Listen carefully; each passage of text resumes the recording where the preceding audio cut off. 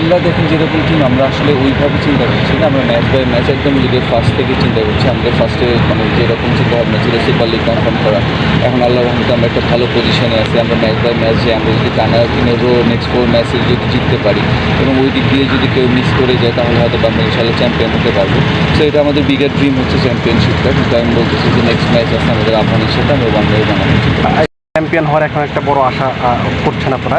আমরা প্রত্যেকটা ম্যাচের আগে আমাদের সবাই যে ম্যানেজমেন্ট যারা আছে সবাই মিলে আমরা একটা গেম প্ল্যান সেট করি। তো সবাই চিন্তা করি যে কীভাবে ওই টিমের উইক জোনগুলো কী কী আছে, আমাদের স্ট্রং জোন আমরা কী ভালো করছি, কোন জায়গায় ইমপ্রুভ করা উচিত, এগুলো নিয়ে ডিসকাস হয়। সো আমরা ইনশাল্লাহ ওইভাবে করবো, করার পরে ইনশাল্লাহ আমরা একটা প্ল্যান সেট করবো। প্রত্যেকদিন তো সবাই রান করবে না, সবাই আমরা ভালো করার চেষ্টা করছি। যারা ইয়াং প্লেয়ার আছে, এক্সপিরিয়েন্স প্লেয়ার আছে, আমরা ওদের সবাই চেষ্টা করছি। কোনো দিন কারো হচ্ছে, কোনো দিন হচ্ছে না, বাট আলহামদুলিল্লাহ যে আমরা ম্যাচটা ভালোভাবে শেষ করি। কারণ একটা ইংলিশ ম্যাচ যেখানে এখন কি মনে হয় কিনা যে ওই রিদমটা ফিরে পাচ্ছেন?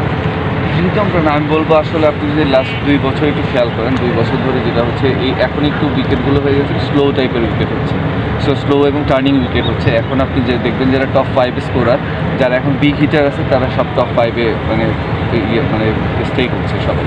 সো এখন যারা 1-1 মানে এক খেলা প্লেয়ার যেগুলো আছে সেগুলো দেখবেন রানের একটু কমে আসছে। সো আমি কিন্তু ওই রকম যে গিয়েই যে বিগ হিট করতে পারি বা একদম বাউন্ডারির উপরে ডিপেন্ড করে রান করি এরকম প্লেয়ার না। আমি এক করে খেলি, মাঝে মাঝে বাউন্ডারি হিট মারি।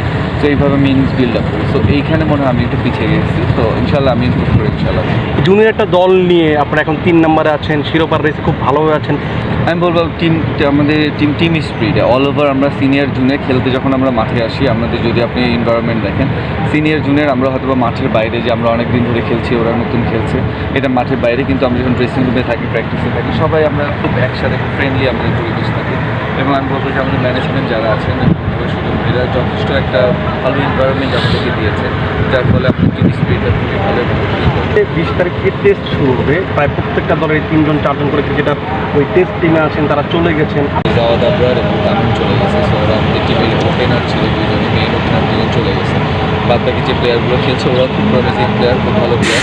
তো আমরা আশা করি যে অন্য টিম, এটা আগে থেকেই কিন্তু শিডিউল দেওয়া ছিল যে এই সময় এরা থাকবে। আমাদের টিমগুলো যখন টিম করেছে ঠিক ওইভাবে টিম করেছে যে আমি এই প্লেয়ারগুলো মিস করে দিতে হবে।